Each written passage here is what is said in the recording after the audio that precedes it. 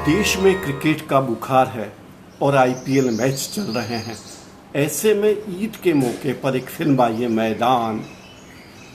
ये मैदान बहुत लंबा है, बहुत लंबा मैदान है। 3 घंटे से भी अधिक की फिल्म है। हालांकि फिल्म बहुत उम्दा बनी है, लेकिन इस फिल्म की बहुत सारी चीज़ें ऐसी है जो दर्शकों को शायद पसंद नहीं आएगी। तो क्रिकेट के मौसम में फुटबॉल के कोच की ज़िंदगी पर आधारित और फुटबॉल पर आधारित फिल्म लाने की हिम्मत की है अमित रविंद्रनाथ शर्मा ने। फिल्मी दुनिया की बातें अजीब ही होती हैं। वहाँ कब कौन सी चीज़ चल जाए, कौन सी चीज़ न चले, ये कहा नहीं जा सकता।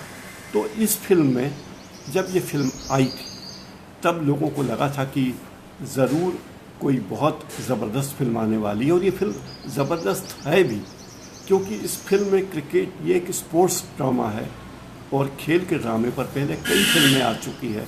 हिप हिप हुर्रे आई है, गोल आई है, धन धना धन गोल भी आई है। ऐसी बहुत सी फिल्में फुटबॉल पर भी आ चुकी हैं। तमाम खेलों पर फिल्में आती रहती हैं। कबड्डी पर आई है, बॉक्सिंग पर आई हैं, हॉकी पर तो बहुत सी फिल्में आई हैं, लेकिन ये फिल्म फुटबॉल पर है। ये कहूँ कि ये फिल्म फुटबॉल पर नहीं है, बल्कि फुटबॉल के एक जाने माने कोच अब्दुल रहीम पर है। सैयद अब्दुल रहीम के जीवन पर है। सैयद अब्दुल रहीम भारतीय फुटबॉल टीम के कोच रहे हैं, और वे कोच तब रहे जब भारत में फुटबॉल अपने चरम पर था। चरम पर यानी चरम पर 1952 में देश आज़ादी के बाद भारत की फुटबॉल टीम बनी थी, और ये भारत की फुटबॉल टीम एशियन गेम्स में गई थी, जिसमें भारत की फुटबॉल टीम को स्वर्ण पदक मिला था। ये एक बहुत बड़ी उपलब्धि है। इस टीम के कोच थे अब्दुल रहीम, जो अपनी टीम के लिए जान लगा देते थे। 1952 की स्थिति आप जानते ही हैं। खिलाड़ियों के पास पैसा नहीं थे, देश में खेल की सुविधाएं गिनी चुनी थी, यहाँ तक कि खिलाड़ियों के पास मैदान में जाकर खेलने लायक जूते तक नहीं होते थे। कई खिलाड़ी नंगे पैर फुटबॉल के मैदान में अंतर्राष्ट्रीय मैच खेलते रहते थे। उस दौर पर यह फिल्म बनी है। इस फिल्म में बड़ी बारीकी से बताया गया है कि किस तरीके से इस फिल्म में खेल को प्रमोट करने की दिशा में काम किया है। फुटबॉल को लेकर जो बातें होती रही हैं, उन तमाम बातों को इस फिल्म में दिखाया गया, और ऐसा लगता है जब फिल्म समापन की ओर रहती है तो लगता है कि पूरा थिएटर ही एक खेल का एरिना बन गया, फुटबॉल का मैदान बन गया। लोग भावुक हो जाते हैं और भावुक मन से बाहर निकलते हैं। फिल्म देखने के दौरान कई बार तालियां बजती हैं, कई बार सीटियां बजती, और कई बार लोग भावुक हो जाते हैं। उनकी आंखों से आंसू आते हैं कि इस देश की ग्लोरी को बचाए रखने के लिए, बनाने के लिए कितने लोगों ने कितने बलिदान किए हैं। ये बात लोगों को ध्यान में आती है। तो इस लिहाज से ये फिल्म बहुत ही महत्वपूर्ण है। इस फिल्म में संगीत AR रहमान का है, लेकिन चूंकि ये फिल्म जो है फुटबॉल पर आधारित है, फुटबॉल खेल में गति बहुत मायने रखती है। वो गति इस फिल्म में AR रहमान नहीं दे पाए, तो कोई ज़बरदस्त म्यूज़िक इस फिल्म में आपको नहीं मिलेगा। मनोज मुंतशिर शुक्ला ने गाने लिखे हैं, औसत गाने हैं, बल्कि ये कहूँ कि चलताऊ गाने हैं, तो भी कोई अलग बात नहीं होगी, बड़ी बात नहीं होगी। हाँ, लेकिन इस फिल्म की सबसे बड़ी खूबी है अजय देवगन की एक्टिंग। अजय देवगन ने जिस तरीके से इस फिल्म में एक्टिंग की है वो रिमार्केबल है। अजय देवगन सारी बातें ज़ुबान से नहीं करते, वे अपनी आँखों से बात करते हैं। वे अपने खिलाड़ियों से बात करते हैं कि उन्हें किस तरह खेलना है, जीत का मायने क्या है, और क्यों ये जीत भारत के लिए बहुत महत्वपूर्ण है और हमारे लिए महत्वपूर्ण है। इस फिल्म में फुटबॉल के साथ ही फुटबॉल के पीछे फेडरेशन की राजनीति को भी दिखाया गया है। ये कहानी उस दौर की है जब मुंबई एक प्रदेश हुआ करता था और मोरारजी देसाई उसके मुख्यमंत्री हुआ करते थे। मोरारजी देसाई की क्या भूमिका रही फुटबॉल को आगे बढ़ाने में या आगे बढ़ाने से रोकने में, ये बात भी आपको इस फिल्म में नज़र आएगी जब ज़हीर मिर्ज़ा नामक एक शख्स ने मुरारी देसाई को बहुत अच्छे से पोर्ट्रे किया। उस दौर में भी खेल पत्रकार होते थे और खेल पत्रकार खाली खेल पत्रकार ही नहीं होते थे, वे लॉबिंग का काम भी करते थे और कई बार डिज़ास्टर किया करते थे। उनकी पत्रकारिता नहीं होती थी बल्कि खेल की बर्बादी का सबब हुआ करता था। जॉय चौधरी नामक एक खेल पत्रकार को भी इस फिल्म में शामिल किया गया है।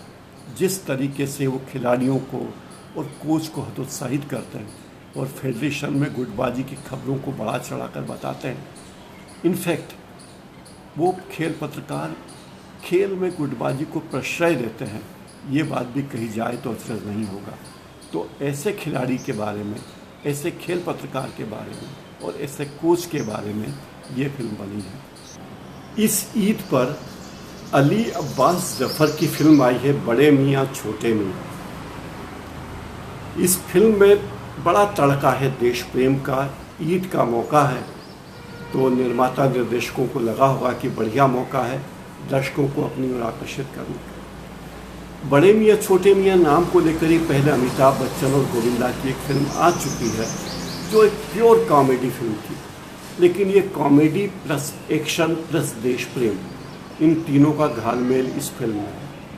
ईद का मौका है, सोचा अच्छा बहाना है दर्शकों को अपनी ओर बुलाने का। लेकिन इस फिल्म में की खूबी ये है कि यहाँ टेक्निक इस फिल्म की हीरो है, क्योंकि तकनीक पर आधारित फिल्म है।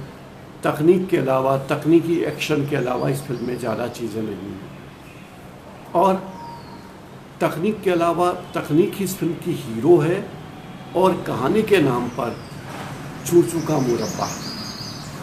इस फिल्म में हीरोइन हैं मानुषी छिब्बर जो मिस वर्ल्ड रह चुकी हैं, और इस सुंदरी के अलावा इस फिल्म में शत्रुघ्न सिन्हा की बेटी सोनाक्षी सिन्हा है और एक नई कलाकार है अनाया एफ। अब मैंने तो पहली बार ही नाम सुना कि अनाया एफ कौन है भाई, लेकिन वो भी इसकी हीरोइन है। ये तीनों हीरोइन क्या कहना चाहिए, ये तीनों सह हीरोइन हैं, यानी पार्ट टाइम हीरोइन है बेचारी इस फिल्म में। और इसके हीरो हैं अक्षय कुमार और टाइगर श्रॉफ। रोनित राय की भी एक भूमिका है, लेकिन ये दोनों ही इस फिल्म में प्रमुख हैं। इसके अलावा इस फिल्म में साउथ के एक हीरो जो खलनायक बन के आए हैं वो हैं, और इस फिल्म में देश प्रेम की चाशनी को बड़े जोर शोर से समेटने की कोशिश की गई है। ये फिल्म कमांडो की ज़िंदगी पर आधारित है। आप जानते ही कमांडो ज़िंदगी में कुछ और होते हैं और फिल्मों में कुछ और। फिल्मों के कमांडो होते हुए थोड़े दिलफेक होते हैं, आशिक मिजाज होते हैं, बहादुर तो होते ही हैं, जानबाज होते हैं और अफसरों के आदेश को नहीं मानने वाले होते हैं। आपने देखा होगा कि अधिकांश फिल्मों में जो कमांडो की भूमिका करते हैं वे अपने बॉस की या अपने अधिकारी की बेटी से ही इश्क लगा बैठते हैं। और इन कमांडोज में जो फिल्मी कमांडो होते हैं उनकी एक आदत होती है कि वे अपने वरिष्ठों का आदेश नहीं मानते, फिर उनका कोर्ट मार्शल होता है और कोर्ट मार्शल होने के बावजूद उन्हें वापस ड्यूटी पे बुला लिया जाता है, क्योंकि इस देश का काम, इस देश की फौज का काम उन कमांडो के कार्य के बिना नहीं हो सकता जो फिल्म के हीरो हैं। तो फिल्म कमांडो की यही कहानी है। यही कहानी बड़े मियाँ छोटे मियाँ में भी। अब बड़े मियाँ छोटे मियाँ की खास बात यह है कि इसमें तकनीक के जरिए विदेशी फिल्मों की नकल करके ये क्लोन बनाने की कोशिश की गई है और हमारे कमांडो के क्लोन बना लिए जाते हैं, ये कोशिश है। कहानी बड़े पुराने ढर्रे से शुरू होती है कि भारतीय सेना के वैज्ञानिकों ने एक ऐसा यंत्र बनाया है जो देश की सुरक्षा के लिए बहुत अहम है, और अगर वो संयंत्र या यंत्र दुश्मन के हाथ लग जाए तो देश की सुरक्षा खतरे में आ सकती है। और इतनी बड़ी सेना, पूरे देश की इतनी बड़ी सेना एक संयंत्र को कहीं और ट्रांसफ़र करके ले जाने के लायक नहीं होती। और 2-3 लोगों का, आतंकवादियों का, जिनका जो किसी देश के प्रतिनिधि नहीं है, वे 2-3 आतंकवादी सेना पे हमला करके उस यंत्र को या उस संयंत्र को चुरा कर ले जाते हैं और हमारे कई सैनिक शहीद होते हैं।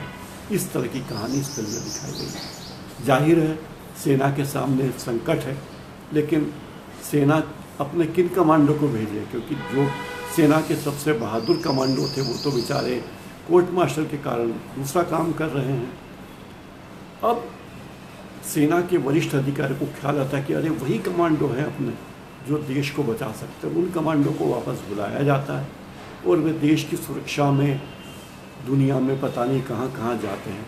कभी वे खाड़ी के देश में तहलका मचाते हैं, कभी लंदन जाते हैं और वहाँ उस संयंत्र को खोजते हैं और इतना ही नहीं, दुश्मन को नेस्तनाबूद कर देते हैं, क्योंकि वो हीरो। बड़े मियाँ छोटे मियाँ कुल मिलाकर तकनीक की कहानी है। इसमें दिखाया गया कि तमाम आतंकवादी तो मूर्ख होते हैं, बहादुर भी नहीं होते, भोग विलास में डूबे होते हैं, लेकिन कोई कोई आतंकी इतने खतरनाक होते हैं कि उनके सामने हमारी पूरी सेना कमज़ोर पड़ जाती है। अजब है भाई। इस फिल्म का संगीत भड़कूटा है। फिल्म में बहुत सारे टर्न हैं, ट्विस्ट हैं, लेकिन दर्शकों को पता चल जाता है कि आगे क्या होने वाला है।